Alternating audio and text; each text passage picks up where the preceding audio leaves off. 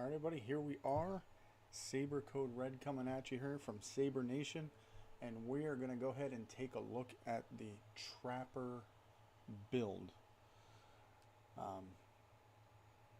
You hear a lot of mixed reactions about the Trapper. I recently, on one of the Facebook page forums, we had a question going around whether or not people like him, hate him, how they think he's doing as a killer. So we're going to review Dead by Daylight Trapper build guide, master the killer's deadly traps. And I personally, he's my favorite killer. I like him. He is easy to use. His mobility is pretty good. So if you like what you see in this, make sure you drop a like, subscribe, leave any questions, comments in the section below, and we'll get to it. So first off, the build we have in front here, okay? This is what I run. And I have a lot of success for it. There aren't too many groups that escape. I have had a few teams that will get away. But this, for the most part, will take care of it. I love coffee. So first, running this perk here, the Honing Stone. When used with the bear trap, the Honing Stone sharpens its blades. The razor sharp blades inflict deep wounds aimed at bleeding the victim as fast as possible. The trapped victim is left dying instead of injured if they free themselves. So that's saying they release themselves from the trap, they go down. Huge. The next one, Tensioning Spring. A bear trap resets 2 seconds after a survivor escapes from it. Very important, because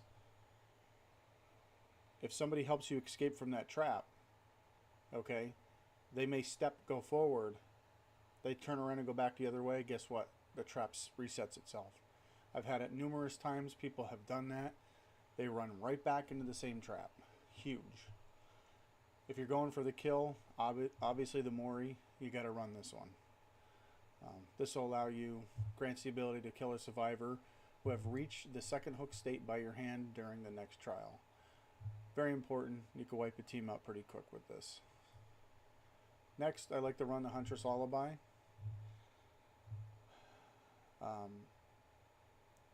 I like it because it puts a lot of pressure on the survivors. Survivors receive a 6% regression penalty when missing a skill check.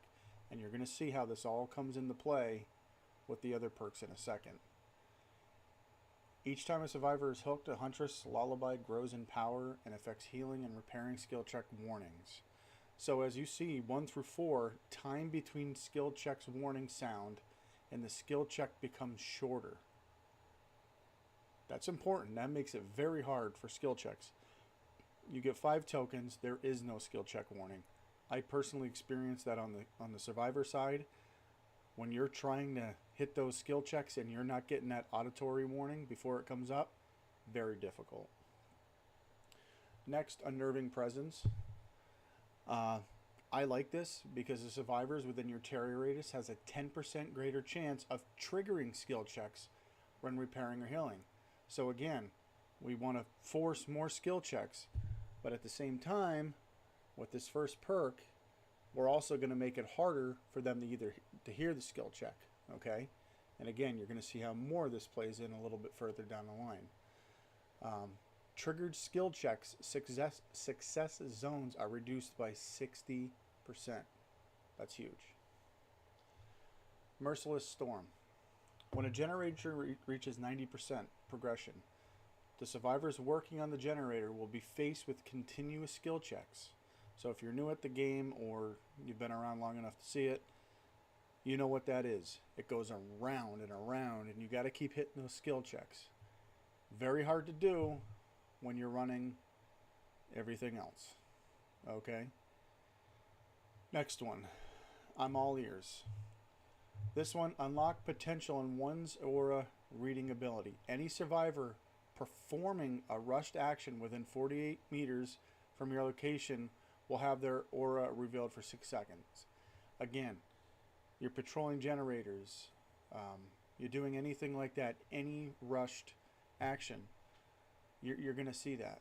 So the trapper, I mean, you're going to see a lot of movement, okay? A lot of people say the trapper in the beginning of the game, he's slow in the beginning of the game. You got to pick up traps. The traps are randomly set throughout the map. Now there is a perk, or I'm sorry, an add-on, where you can actually start with a bag and you can carry the traps on your own. I don't like that. Throughout the game, throughout the map, you can pick the traps up, move them around, and reset them yourself, okay? Early in the game, I suggest with the trapper,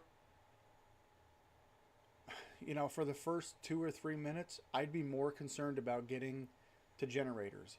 Get the people off the generators. Don't go across the map picking up your traps. Next thing you know, the survivors are banging out 2 traps in a row. I'm sorry, 2 generators. The first 2-3 minutes, start shaking the survivors up a little bit. You know, do your generator patrols. Get them moving. Get them out. Then start picking your traps up. Start strategically placing your traps where the survivors are moving.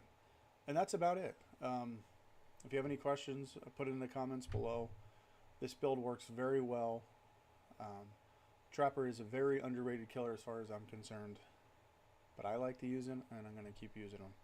So hope you liked what you've seen here. Again, any questions, put it in the comments below. Make sure you like and subscribe to the video, and we'll catch you on the hunt. Later, guys.